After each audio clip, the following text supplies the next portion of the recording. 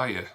10 o'clock in the morning and it feels like I'm recording in the evening. It's just dark all the time this time of year now. Oh well. Welcome. I thought I'd show you and have a closer look at my first ever Chase Edition pop. Now then, this wasn't a Chase that I found in store in a shop somewhere. This was one that I specifically wanted and I bought it on eBay, and I'll go into a little more detail about the purchase in a moment. The pop, and some of you will have seen this in a previous video, my WCW collection video. It is Chase Edition Scott Hall, or as he's known on the box, Razor Ramon. Let's have a nice close look at him. So there you can see him there, look. He looks great. I love the stubble, they've got that spot on, and the slicked hair with the little bit in the centre of his forehead. And the gold chains, knee pads, boots, waistcoat of course, arm pads. He looks fantastic. I love this pop, it's one of my favourites. It's certainly in my top 5, possibly pushing towards the top 3, because it captures the essence of Scott Hall, of Razor Ramon, and it's just a really fun, authentic looking thing, but you know, still in the Funko aesthetic. And I've got the box. I always keep the boxes. It's got the all important Chase sticker on there. Yeah, it says Razor Ramon. I don't call this pop Razor Ramon because Razor Ramon, the character Razor Ramon, never appeared in NWO get-up or as part of the NWO, the New World Order. But for the sake of it being a Chase edition, it's still classed as a Razor Ramon pop. And you can see there the standard Razor pop, which I don't have, and it's not something that I'm wanting. He's got like a dark pink or purple attire on. The other ones in the Ranger there, look, The Rock, Braun Strowman, Alexa Bliss. So I bought Razor, Scott Hall, on eBay a couple of months ago. Wanted the Chase version. A couple of friends had been looking out for it for me in places like Forbidden Planet and various toy shops, but as you collectors will know, and I was a very new collector then, I think I'd only got 2 pops prior to getting this. I wasn't sure how widely available Chase editions would actually be, and it turns out not very at all, unless you get lucky. And then I saw it on eBay, and the price was high, but the reason the price was high was because the seller was selling the Chase edition of The Rock at the same time, and buying both of them together was about £45 and a little bit extra including postage. So I won that auction, so then I got the Razor Ramon Chase, the Scott Hall Chase, and also the Rock / Dwayne Johnson Chase. I'll put a picture up of that, as that's one that I sold on, as I didn't particularly want it. It didn't fit in with my wrestling collection, and I sold it pretty much as soon as I got it in the post. So it came off eBay, and then days later it went back on eBay. I managed to get pretty much half the money back, so it was kind of like just buying this Scott Hall for £20 really, which was fine. Incidentally, the red-headed Funko, she found the Chase edition of The Rock in a recent pop hunt that she did, and I must link to her video so you can go and see that for yourself. So well done to you, red-headed Funko, for that.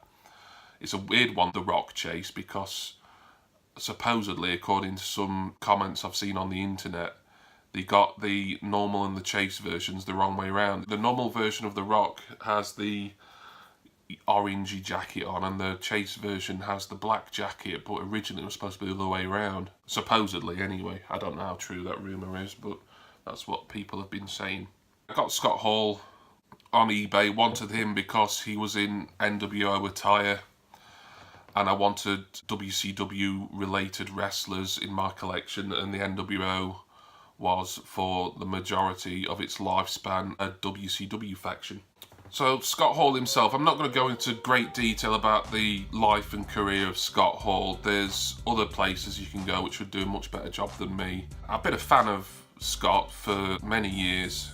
Scott Hall was one of the wrestlers I enjoyed watching growing up in the early to mid 90s, and his career, I'll touch upon it. He first came to prominence in America, I'd say mid 80s, in the AWA out of Minnesota, the American Wrestling Association. He went to WCW in the early 90s, very briefly as the Diamond Stud, didn't really do much. His career really took off when he joined the WWF, World Wrestling Federation, in '92, and he was given the Razor Ramon character, which was a character he developed himself, and this is a true story. It's been confirmed by pretty much everyone who was around at the time, that when Scott Hall came to the WWF and met with Vince McMahon, he basically did an impression of Scarface, you know, the Tony Montana, I should say, from the movie Scarface. And Vince McMahon was really impressed because he thought Scott had just made it up. You know, that was his own creation. And with the Tony Montana impersonation, Scott Hall became Razor Ramon, his most celebrated gimmick. And he had a very successful run in the WWF as it was then. From 92 till 96, he won the Intercontinental title 4 times, I believe. The first person to ever win that title as many times as that. He was, of course, a member of the notorious backstage faction, the Clique, along with his friends Kevin Nash, Shawn Michaels, Triple H, and Sean Waltman, aka 123 Kid, aka X-Pac. He left the WWF in '96 in quite a controversial move. For WCW, it was better pay, less dates to work. He felt his career in the WWF had kind of stagnated a bit as well.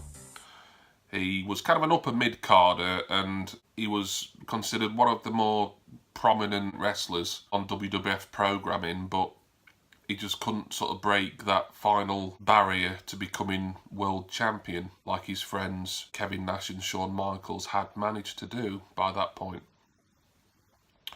So he left for WCW, but he was better paid and an easier work schedule, and he was the original invader that eventually transpired to become the formation of the NWO. Scott Hall famously showed up on a May '96 episode of Nitro, unannounced, a shock to everybody, and basically hinted at a takeover of WCW by him and his friends. Kevin Nash showed up, I think it was a week or 2 weeks later. He'd also left WWF for similar reasons to Scott Hall. And of course, at Bash at the Beach of July that year, Hulk Hogan became Hollywood Hogan, turned heel, and joined up with Hall and Nash, and the New World Order was born. And Scott Hall's WCW career lasted from '96 to 2000, early 2000. And he won the Tag Team Championship with Kevin Nash as the Outsiders a bunch of times. He won the US title a couple of times.